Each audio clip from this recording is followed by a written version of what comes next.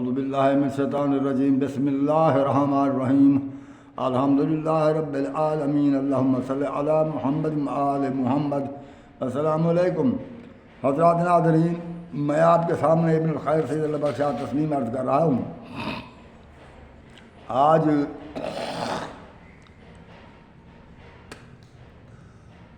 16 ستمبر 2024 ہے اور میرا واٹس ایپ نمبر ہے 0346 66 30 859۔ ایک اور سادہ فون نمبر ہے 0315 60 96 711۔ اگر میرا واٹس ایپ نمبر بند ہو اور آپ مجھ سے واٹس ایپ پر رابطہ کرنا چاہتے ہوں تو سادہ فون پر رابطہ کریں، میں انشاءاللہ العزیز اپنا نمبر آن کر کے آپ سے رابطہ کروں گا۔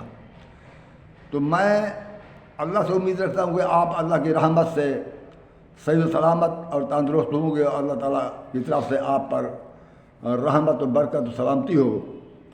تو گزارش یہ ہے، میری تو یہی دعا ہے آپ کے لیے اور تمام اہل پاکستان کے لیے۔ گزارش یہ ہے، میں پہلے کال نہیں پرسوں ایک آیت آپ کے سامنے پڑھی تھی، وہ سورۃ احزاب کی آیت نمبر 72 اور 73 ہے۔ یہ آخری آیات ہیں سورۃ احزاب کی۔ تو وہ آیت یہ تھی کہ اِنَّا عَرَضْنَا الْأَمَانَةَ عَلَى السَّمَاوَاتِ وَالْأَرْضِ وَالْجِبَالِ فَأَبَيْنَ أَن يَحْمِلْنَهَا وَأَشْفَقْنَ مِنْهَا وَحَمَلَهَا الْإِنسَانُ إِنَّهُ كَانَ ظَلُومًا جَهُولًا لِيُعَذِّبَ اللَّهُ الْمُنَافِقِينَ وَالْمُنَافِقَاتِ وَالْمُشْرِكِينَ وَالْمُشْرِكَاتِ وَيَتُوبُ اللَّهُ عَلَى الْمُؤْمِنِينَ وَالْمُؤْمِنَاتِ إِنَّ اللَّهَ غَفُورٌ رَحِيمٌ وَكَانَ اللَّهُ غَفُورٌ رَحِيمًا۔ یہ آیاتیں تھی دو۔ ان آیات کے متعلق مولوی صاحب امانت سے مراد احکام شریعت لیتے ہیں، اور وہ حامل حال انسان سے مراد یہ انسانیت بھی کلہم انسان ہے۔ تو مولوی صاحب یہ کہتے ہیں کہ یہ امانت سے مراد احکام شریعت ہیں، اللہ نے نافذ کیے ہیں، تو انسانوں کے لیے انسانوں نے انہیں اٹھا لیا۔ حالانکہ میں نے کل بھی عرض کیا تھا کہ ہم نے احکام شریعت اپنے اٹھائے نہیں ہیں، ہم نے اللہ سے طلب نہیں کیا کہ ہمیں احکام شریعت دیے جائیں، یہ تو ہم پر مسلط کر دیے گئے ہیں۔ انسان مکلف ہے، تو انسان تو ان احکام شریعت کی وجہ سے کسی حد تک تکلیف میں بھی ہے۔ تو پھر یہ ہم نے تو نہیں، مگر یہ جو بات آیت میں ہو رہی ہے وہ یہ ہو رہی ہے کہ انسان نے خود بخود اس امانت کو اٹھا لیا۔ اگر یہ ہوتے احکام شریعت تو پھر اللہ تعالیٰ آگے یوں فرماتے ہیں، یعذب اللہ الکافرین والکافرات والمشرکین والمشرکات۔ یہ یعذب اللہ المنافقین والمنافقات نہ فرماتے۔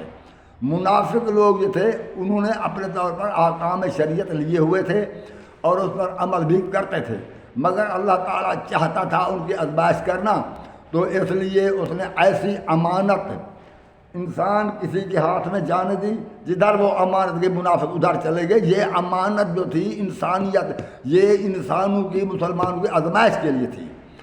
تو جو سچے دل سے مسلمان ہوئے تھے وہ امانت طرف نہیں گئے، مگر جو دل سے مسلمان نہ ہوئے تھے وہ امانت طرف چلے گئے۔ یہ ایک آزمائش ہے، یہ انسان واحد ہے، یہ نوع انسانی نہیں ہے۔ حمل حال انسان سے مراد ایک واحد انسان ہے، اس کو امانت ملی اور دیگر جو منافق تھے وہ امانت پیچھے چلے گئے۔ اور مشرک اس کو کہتے ہیں کہ جو اللہ کے احکامات کے علاوہ کسی اور کا حکم مانے، تو وہ بھی مشرک ہوتا ہے۔ بہرحال اس کی وضاحت میں پہلے بھی بہت کچھ کر چکا ہوں، اب بھی۔ اور پھر کل میں نے یہ عرض کیا تھا کہ روز حشر کو جب میدان حشر میں لوگ اٹھیں گے، وہ دیکھیں گے جنت سجی ہوئی اور جہنم کو سامنے بھڑکتا ہوا دیکھیں گے، اپنے اعمال ناموں کو دیکھیں گے، انہیں پتہ چلے گا کہ ہم نے جو نمازیں پڑھی، جو روزے رکھے، جو دین عقیدہ رکھا، وہ سب ضائع ہو گیا۔ تو اللہ اب ہمیں جہنم میں داخل کرنا چاہتا ہے۔ تو اس وقت یہ پیروکار لوگ جو ہیں اپنے ملا جو ان کے ہیں، جن سے فتویٰ لیتے ہیں، جن سے پوچھتے ہیں، ملا کہتا ہے اس طرح نماز پڑھو، اس طرح وضو کرو، اس طرح روزہ رکھو، اب روزہ کھول دو، اس تمام احکامات جو ہے ملا کے کہنے پر کیے جا رہے ہیں۔ تو اس وقت وہ اس کی طرف مخاطب ہو کر وہ کہیں گے مولوی کو کہ اقبل بعض علی بعض یتساءلون۔ وہ اللہ یوں فرماتا ہے، یہ ہے آیات سورہ صفات کی آیت نمبر 27 سے لے کر 33 تک پڑھیں۔ سورہ صفات آیت نمبر 27 سے 33 تک۔ تو پھر وہ مخاطب ہوں گے مولوی کی طرف کہ اس وقت تم قالوا انکم کنتم تاتونا عن الیمین، اس وقت تم یہی دین ہمیں بتاتے تھے جو اب اللہ قبول نہیں کرتا، جنت سے محروم ہو رہے ہیں، اب جہنم کی طرف جا رہے ہیں، تم نے کیا کیا ہمارے ساتھ؟ تو اس وقت وہ مولوی صاحبان کہیں گے قالوا بل لم تکونوا مؤمنین، وہ کہیں گے تم بھی مومن نہ تھے، وما کان لنا علیکم من سلطان، ہمارا تم پر کوئی غلبہ تو نہ تھا، ہم تم پر غالب تو نہ تھے تو ہم ہمارا کہنا نہ مانتے، بلکہ بل کنتم قوما طاغین، تم بھی سرکش قوم تھے جیسے ہم سرکش تھے، تو آتے ہی ہماری طرف تھے، تم بھی ایک سرکش قوم تھے، یعنی باغی تھے، اللہ کے اور رسول کے باغی تھے، تو ہماری طرف آتے تھے۔ فحق علینا قول ربنا انا لذائقون، اب اللہ کا قول ہم پر سچ ثابت ہو گیا ہے کہ ہم نے یہ عذاب کا مزہ چکھنا ہے۔ ہاں فاغویناکم انا کنا غوین، اگر ہم نے تمہیں گمراہ کیا تو ہم بھی تو گمراہ تھے، جو ہم سمجھتے تھے وہ تمہیں بتا دیتے تھے۔ یہ مولویوں کا اور ان کا آپس میں جھگڑا ہوگا۔ فإنہم یومئذ فی العذاب مشترکون، اللہ فرماتا ہے کہ اس دن سب یہ عوام، یہ سارے عوام اور مولوی سب عذاب میں مشترکہ طور پر شامل ہوں گے۔ اور یہ آیات میں نے پڑھی تھیں، ان کو میں نے بیان کر دیا ہے، تو دوبارہ شاید کہ آپ سمجھ سکیں۔ اور بات یہ ہے شاید اس وقت مجھ سے تشریح ہو سکتا ہے کم ہوئی ہو تو میں نے دوبارہ بھی بیان کر دیا۔ تو بات یہ ہے کہ پھر جو مولوی یوں سے عوام یوں کہے گے تو وہ مولوی اپنے بڑے مولوی سے، وہ اپنے بڑے مولوی سے، وہ اپنے بڑے، یعنی کہ یہ جو انتہا ہے ایک دوسرے سوال کرتے کرتے آخری جہاں سے ابتدا ہوئی وہاں تک پہنچیں گے۔ ان سے یہ کہیں گے، وہ کہیں گے ہم بھی ایسے تھے جیسے جو کچھ تمہیں بتا دیا، آج ہم بھی تو تمہارے ساتھ عذاب میں برابر کے شریک ہیں۔ تو اس کے علاوہ اور میں کچھ نہیں کہتا۔ میں تمام مسلمان، شیعہ ہوں یا سنی ہوں، بریلوی ہوں یا دیوبندی ہوں یا اہل حدیث ہوں، سامعین و ناظرین، میں آپ سب کو قرآن کی طرف دعوت دیتا ہوں۔ میں نے کئی بار آپ سے یہ عرض کیا ہے کہ قرآن کی طرف دعوت دینے والا واحد میں شخص ہوں، اور اس لیے قرآن کو سمجھنے کی کوشش کرو۔ میں آپ کو قرآن سمجھانے کی کوشش کر رہا ہوں، اور یہی اللہ کا پیغام ہے۔ اور قرآن مجید ایسی صداقت ہے، ہماگیر صداقت ہے کہ یہ کسی زمانے میں یا کسی جگہ پر یہ غلط ثابت نہیں ہو سکتی۔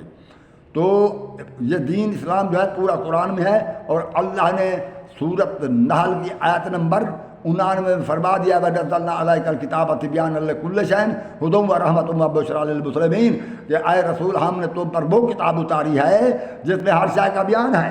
اور اسی طرح سورۃ مائدہ کی آیت نمبر 44 میں بھی فرمایا ہے وَمَن لَّمْ يَحْكُم بِمَا أَنزَلَ اللَّهُ فَأُولَٰئِكَ هُمُ الْكَافِرُونَ، جو اللہ کے اس قرآن نازل کردہ کے مطابق بات نہیں کرتے تو وہ ایسے لوگ کافر ہیں۔ تو کفر سے بچنے کے لیے بہتر ہے آؤ قرآن کی طرف۔ تو وہ شیعہ بھی آ جائے قرآن کی طرف، سنی بھی، بریلوی بھی، دیوبندی بھی، پھر جو ہے قرآن کے ذریعے بات ہوگی اور انشاءاللہ العزیز فیصلہ ہو جائے گا، کیونکہ یہ قرآن ہی کتاب فرقان ہے، یہ فیصلہ کن کتاب ہے، حق و باطل میں یہ فرق کرتی ہے۔ اور اسی طرح یہ ہے کہ سورۃ بقرہ کی آیت نمبر 79 میں اللہ تعالیٰ نے فرمایا ہے فَوَيْلٌ لِّلَّذِينَ يَكْتُبُونَ الْكِتَابَ بِأَيْدِيهِمْ ثُمَّ يَقُولُونَ هَٰذَا مِنْ عِندِ اللَّهِ، ہلاکت ان لوگوں کے لیے ہے جو کتاب لکھتے ہیں اپنے ہاتھ سے اور کہتے ہیں یہ اللہ کی طرف سے ہے۔ دیکھیں، اور جو یہ کتاب بخاری، مسلم، ابن ماجہ، مشکات، پتہ نہیں کیا ہے وہ ترمذی، مستدرک حاکم، موطا امام مالک، سنن نسائی، سنن ابن ماجہ وغیرہ، ان کتابوں کو چھوڑو، اس قرآن کی طرف آؤ۔ البتہ کتاب سے کوئی حدیث لیتے ہو تو اس کی مطابقت قرآن سے کرو۔ آج جس آیت کی میں تفسیر کرنے والا ہوں، میں نے صرف آیت کی تفسیر کرنا ہے، اس کے علاوہ میں کسی کی دل آزاری نہیں کرتا۔ ہر انسان خود عقل رکھتا، خود بھی سوچے۔ بالکل مجھے ایسا نہیں کرنا چاہیے کہ میں ایسی بات نہیں کرنا چاہتا جیسے کسی کی دل آزاری ہو، ورنہ مجھے معلوم ہے کہ اگر میں قرآن کے ترجمہ کروں، معنی کروں، تو بے شک میرے کچھ بھائیوں کو غازی علم دین تلاش کرنا پڑے گا۔ میں جانتا ہوں ان لوگوں کو۔ اب میں جو آیت پڑھنے والا ہوں یہ سورہ نور کی آیت نمبر 55 ہے۔ اور اللہ تعالیٰ قرآن پاک میں فرماتا ہے اعوذ باللہ من الشیطان الرجیم بسم اللہ الرحمن الرحیم وعد اللہ الذین آمنوا منکم وعملوا الصالحات لا یستخلفنہم فی الارض کما استخلف الذین من قبلہم ولیمکنن لہم دینہم الذی ارتضی لہم ولیبدلنہم من بعد خوفہم امنا یعبدونانی لا یشرکون بی شیئا ومن کفر بعد ذلک فاولئک ھم الفاسقون۔ یہ آیت ہے جو میں نے آپ کے سامنے پڑھی ہے۔ اب میں اس کی تفسیر کرتا ہوں، مگر میں کم سے کم ٹائم خرچ کرنا چاہتا ہوں۔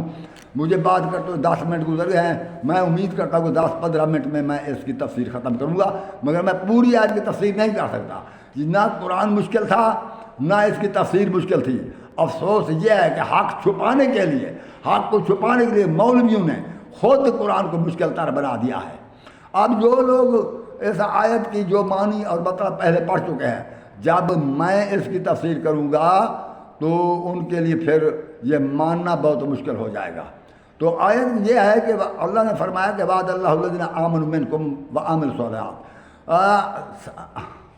اے ناظرین سامعین، آپ ذرا غور فرمائیں، وعد اللہ الذین آمنوا منکم، یہ منکم جو ہے صیغہ جمع مذکر حاضر کا ہے، یعنی معلوم ہوتا ہے وہ مرد تھے سامنے بیٹھے تھے، مرد تھے سامنے بیٹھے تھے، ان کے سامنے یہ آیت پڑھی جا رہی تھی، تو ان سے یہ فرمایا جا رہا تھا کہ اللہ نے وعدہ کیا ہے تم میں سے تم میں سے، تم حاضر ہوتے ہیں نا، حاضر کو تم کہا جاتا ہے جو بیٹھے ہو، یہ تو نہیں جو نہ بیٹھے ہو ان کو تم نہیں کہا جاتا، تم میں سے وہ، تم میں سے اللہ نے وعدہ کیا ہے کن کے ساتھ؟ ان لوگوں کے ساتھ۔ وعد اللہ الذین آمنوا منکم، تم میں سے وہ لوگ جو وعملوا الصالحات ہیں، جنہوں نے ایمان لایا اور نیک عمل کیے۔ لا یستخلفنہم فی الارض، زمین میں اللہ ان کو خلیفہ بنائے گا جیسے پہلے لوگوں کو زمین خلیفہ بنائے گا، کما استخلف الذین من قبلہم، جیسے ان سے پہلے لوگوں کو خلیفہ بنایا۔ اب جیسے ان کو پہلے لوگوں کو خلیفہ بنایا، جیسے ان سے پہلے لوگوں کو خلیفہ بنایا۔ سامعین، حضرت نوح علیہ السلام سے لے کر پہلے تو پتہ نہیں، ہم نہیں جانتے، جو نوح علیہ السلام ہے اس سے لے کر حضرت عیسیٰ علیہ السلام تک، یا حضرت آدم علیہ السلام سے لے کر حضرت عیسیٰ علیہ السلام تک، کسی نبی کا کوئی جانشین خلیفہ مخلوق نے چنا ہے؟ ہمیشہ اللہ نے انتخاب کیا ہے۔ تو اللہ فرما رہا ہے آپ بھی ویسے ہی خلیفہ بنائے گا جیسے ان لوگوں کو بنایا، یعنی کہ انتخاب کے ذریعے نہیں، امر کے ذریعے اپنے حکم سے خلیفہ بنائے گا۔ یہ نہیں کہ امر، یہ نہیں کہے گا کہ لوگ انتخاب کریں، لوگ بنا لیں، اللہ بھی راضی ہو جائے ہاں بھائی یہی خلیفہ ہے، نہیں، تو اللہ اپنے امر سے خلیفہ بنائے گا۔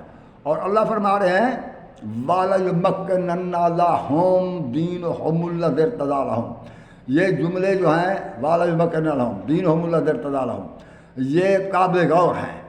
اللہ تعالیٰ ان کے لیے، تمہارے لیے نہیں، اوپر سے دیکھا صیغہ منکم تھا، خطاب حاضرین کو تھا، وہ سامنے بیٹھے ہیں اور رسول یہ آیت پڑھ رہے ہیں، مگر اللہ فرما رہے ہیں اللہ تعالیٰ اس دین کو زمین میں تمکین بخشے گا، یعنی قائم رکھے گا زمین پر۔ یہ معنی کرتا ہے مضبوط کرے گا، مضبوطی معنی نہیں ہوتے، یہاں معنی ہوتا ہے تمکین بخشے گا، یعنی زمین پر قائم رکھے گا، دین رہ جائے گا۔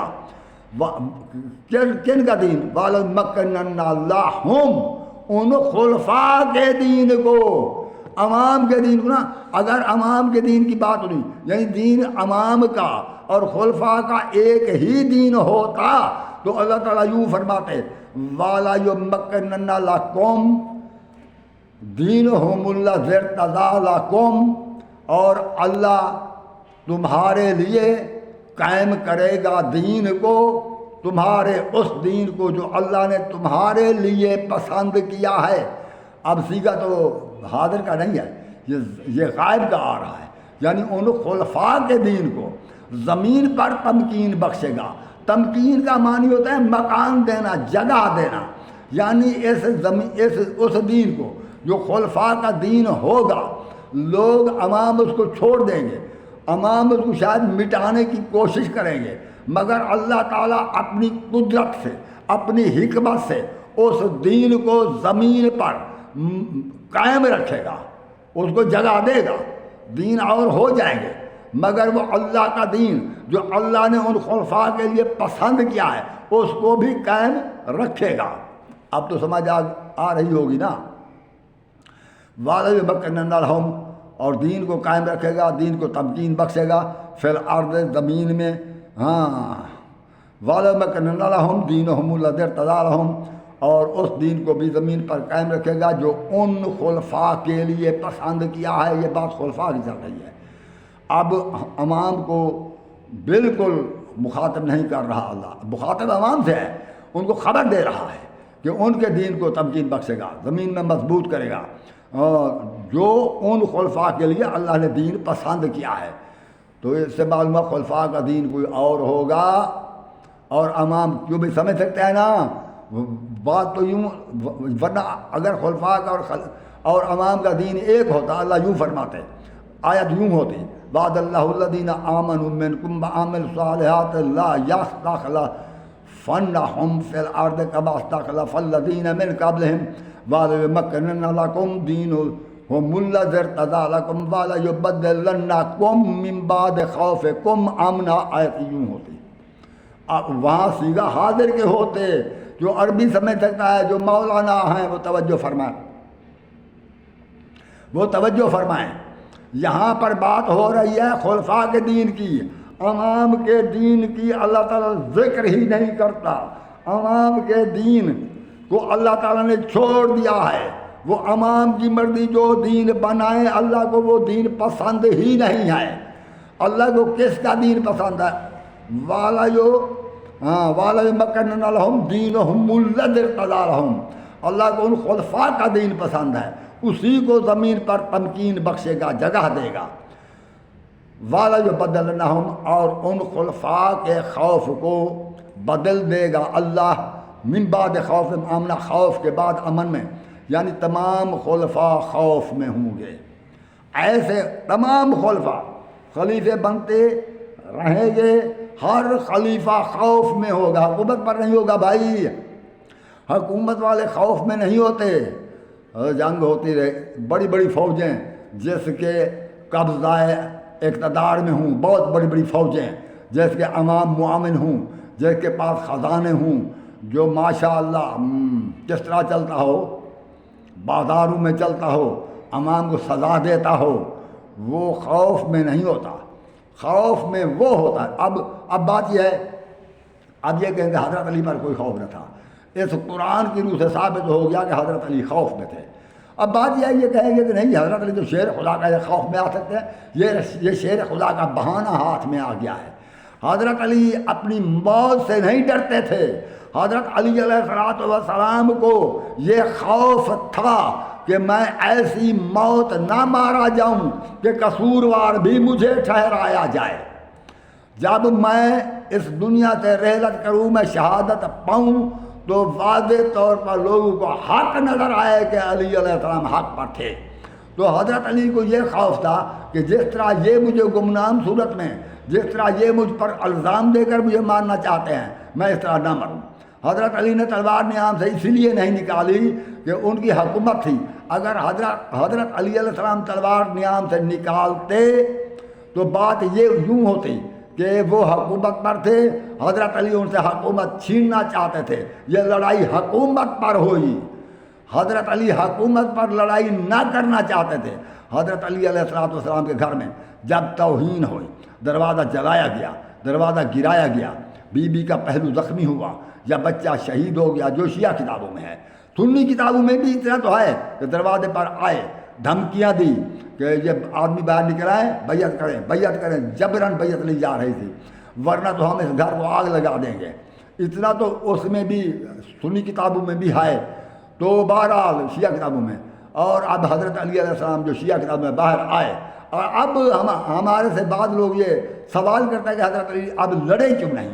بھئی اگر حضرت علی لڑتے تو وہ یہ بات نہ ہوتی کہ وہ لڑے تھے اس لیے کہ ان کے گھر پر حملہ کیا گیا، بلکہ بات یہ ہوتی لڑے تھے اس لیے کہ وہ حکومت کی خاطر لڑے تھے، وہ اپنے آپ کو حکومت کا حقدار سمجھتے تھے۔ یہ ٹھیک ہے کہ حضرت علی علیہ السلام حکومت کے حقدار تھے، مگر وہ لڑنے کی کوئی ضرورت نہ تھی، یہ نبی کا خلیفہ تھا، جس طرح نبی کو حکم تھا کہ تو ان پر دروغہ لگا ہوا نہیں ہے، بس جو میں حکم دوں میرا پیغام پہنچا دے۔ تو دین میں سختی تو نہ تھی، لا اکراہ فی الدین قد تبین الرشد من الغی فمن یکفر بالطاغوت فیؤمن باللہ فقد استمسک بالعروۃ الوثقی لا انفصام لها۔ یہ سورہ بقرہ کی آیت نمبر 256 میں نے پڑھی ہے، وہاں دیکھ لینا قرآن میں کہ اللہ فرما رہے ہیں دین میں کوئی سختی نہیں ہے، اب گمراہی سے ہدایت کی راہ جدا ہو چکی ہے۔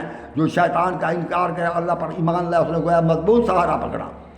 آپ بھی دیکھ لینا بھائی، آپ دیکھ لینا، ہاں سامعین ناظرین، خدا کے لیے یہ آیت بتلا رہی ہے کہ والا یبدلنہم من بعد خوف امامنا۔ اس کا مطلب یہ ہے کہ سارے کے سارے والا یبدلنہم جمع کا صیغہ ہے، جتنے خلیفے اللہ بنائے گا سب کے سب خوف میں ہوں گے، سب کے سب خوف میں زندگی گزار کر یہی خوف ہوگا کہ ہمیں گمنامی کی موت نہ مارا جائے، ہم ایسی موت نہ مار جائیں کہ لوگ ہماری موت کے متعلق یہ سمجھیں کہ یہ حکومت کے دائی تھے، یہ حکومت کے طلبگار تھے، اس لیے حکومت پر لڑتے ہوئے یہ شہید ہوئے، بلکہ واضح طور پر لوگوں کو پتہ چلے کہ یہ بے قصور شہید ہوئے۔ ان کو جنہوں نے شہید کیا وہ ان کے دشمن تھے۔ تو اس لیے حضرت امام حسین علیہ السلام یوم میدان کربلا میں بھی 7 محرم سے لے کر 10ویں محرم تک پسو پیش لڑائی سے کرتے رہے۔ جب ان سے کہا گیا کہ دریائے فرات سے خیمے اکھاڑ لو تو امام نے حکم دیا خیمے اکھاڑ لو، کیونکہ اب ہم اگر یہاں لڑتے ہیں پھر بھی یہ سمجھا جائے گا کہ یہ لڑائی کے حکومت کے لیے لڑ رہے ہیں۔ امام کے پاس 70-72 آدمی، وہ ان کی عورت میں 64 مستور، وہ تو ہجرت کر کے جا رہے تھے، مگر انہیں راستے میں گھیر کر شہید کیا گیا۔ اس کے باوجود بھی ملا کہہ رہا ہے امیر یزید زندہ باد۔ آپ سمجھتے نہیں ہیں اور کہتے ہیں کہ اس میں غلطی امام حسین سے، اب بھی کہہ رہے ہیں، حالانکہ امام حسین علیہ السلام نے حق کو عالم نشرہ ثابت کر دیا کہ میں نہیں لڑا، مجھ پر جنگ مسلط کی گئی، میں نہیں لڑا، یہ ہزاروں لاکھوں کی تعداد میں فوجیں مجھے قتل کرنے کے لیے جمع ہوئیں، میں نہیں لڑا، میرے پاس تو اتنے تھوڑے سے، میں نے فوج جمع نہیں کی، میں تو جا رہا تھا، مگر انہوں نے راستے میں گھیر لیا۔ امام کے خطبات بھی موجود ہیں، مگر اس کے بعد وجود بھی ان کا امیر یزید زندہ باد ہے۔ میری سمجھ میں نہیں آتا کیسا زندہ باد ہے، خدا اس پر لعنت کرے۔ میں بھی اس یزید پلید پر لعنت کرتا ہوں، آپ بھی سامعین لعنت کریں تو آپ آل محمد کے گروہ میں شامل ہو جائیں گے۔ تو اللہ فرما رہے ہیں کہ میں ان کے خوف کو امن ہے، یعنی 12 خلفاء رسول کے ہیں، یہ سنی شیعہ سب متفق ہیں کہ رسول کریم نے فرمایا میرے بعد میرے 12 خلفاء ہوں گے۔ یہ حدیث موضوع ہے کہ 30 سال تک خلافت راشدہ ہوگی، اس کا قرآن مجید سے کوئی دلیل نہیں ہے۔ تو جب اللہ خلافت کا ذکر قرآن میں کر رہا ہے تو یہ اللہ یہ بھی فرما دیتے نہیں، کوئی دلیل نہیں ہے۔ تو بہرحال تو مقصد یہ سب کے ساتھ باری باری آتے رہے 12 کے 12 اور خوف میں رہے۔ 12واں ابھی غیبت کبریٰ میں ہے اور وہ تشریف لائیں گے۔ یہ مارکا یہ ہمارے اہل سنت یہ مولوی کہتے ہیں کہ ابھی وہ پیدا ہوں گے۔ اور بھائی اگر انجیل کا مطالعہ کیا تو مکاشفہ عارف یوحنا پڑھیں، امام مہدی علیہ السلام پیدا شدہ ہیں جب وہ 1260 سال کے ہوں گے، 1260 سال تو وہ ظہور فرمائیں گے اور وہ قتال کریں گے، وہ جنگ کریں گے اور زمین کو عدل و انصاف سے اس طرح بھر دیں گے جیسے پہلے ظلم و ستم سے بھری ہوئی ہوگی۔ جتنے منکرین خدا ہیں، جتنے مفسدین ہیں، سب کو قتل کر دیا جائے گا اور دجال قتل ہو جائے گا۔ تو اور پھر یہ مولوی کہتے ہیں اتنی لمبی عمر اس کو کیوں دی گئی؟ اتنی لمبی عمر اس کو اس لیے دی گئی کہ یہ آل محمد کے آخری فرد ہیں۔ تو اللہ رب العزت کا یہ وعدہ ہے کہ میرے خلیفہ رہیں گے، تو اس لیے یہ تو رہیں گے، یہ تو رہنا ہے۔ اگر ان کی دشمن یہ مسلمان نہ بنتے تو وہ آج بھی منصہ شہود پر حاضر و ناظر ہوتے اور حکومت کر رہے ہوتے، مگر ہر امام کو انہوں نے شہید کیا، وہ غیبت صغریٰ اور پھر غیبت کبریٰ میں چلے گئے۔ تو جب 1260 سال کی ان کی عمر ہوگی، یہ انجیل فرماتے ہیں، پڑھنا مکاشفہ عارف یوحنا۔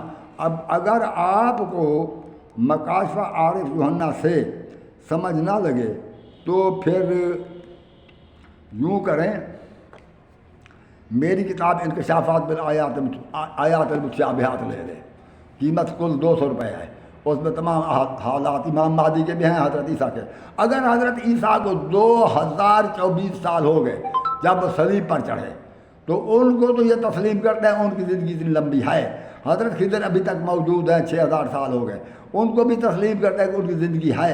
اگر امام مہدی علیہ السلام 1260 سال تک غیبت کبریٰ میں رہے تو ان کو تسلیم نہیں کرتے۔ کیا ذہنی توازن خراب ہے؟ پتہ نہیں کیا وجہ ہے۔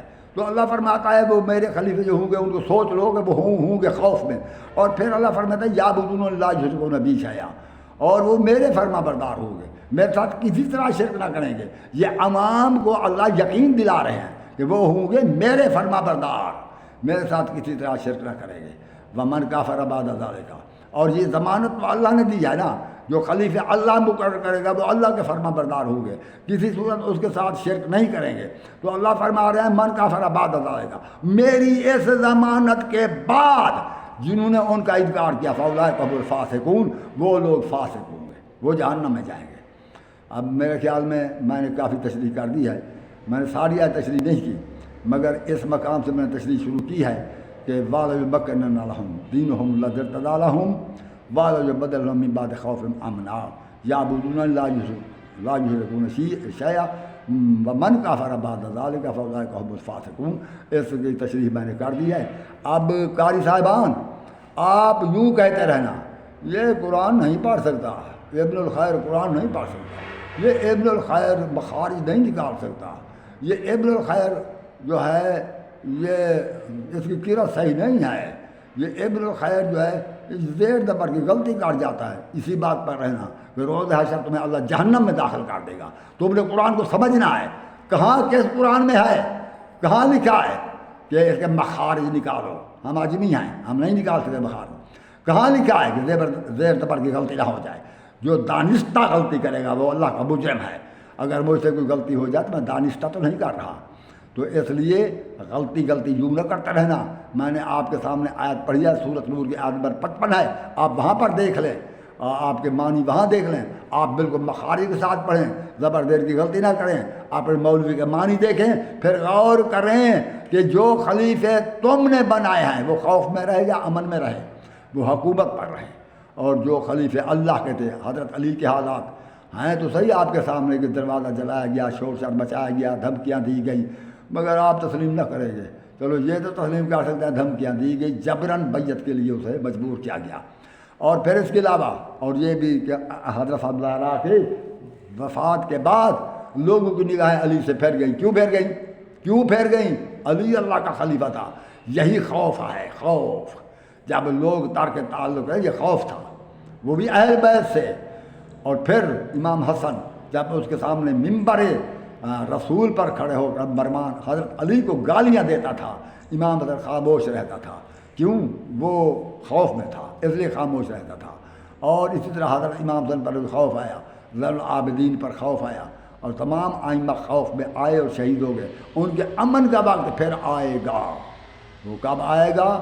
وہ اگر میں بیان کروں کیا کروں؟ نہ تو مولوی تو تورات سے واقف ہے، نہ تو انجیل سے مولوی واقف ہے، نہ تو قرآن کو تسلیم کرتا ہے، تو میں نہ تو حدیث کا صحیح معنی مطالعہ کرتا ہے۔ جو حدیث تجھے تمہارے خلاف رہ رہا ہے تو ضعیف قرار دے دیتا ہے، تو میں کروں تو کیا کروں؟ یہ رجت ہوگی، پھر لوگ اٹھائے جائیں گے، اس وقت امام بھی آئیں گے، یہ 12 کے 12 امام ہوں گے، حضور سرور کائنات بھی ہوں گے، پھر دیکھا جائے گا، ٹھیک ہے نا؟ اور اس وقت یہ ائمہ امن میں ہوں گے، اور جو ائمہ کے دشمن ہیں ان کو سزا دی جائے گی۔ تو اس وقت میں آپ سے اجازت چاہتا ہوں۔ السلام علیکم ورحمۃ اللہ وبرکاتہ۔ اللہم صلی علی محمد و آل محمد۔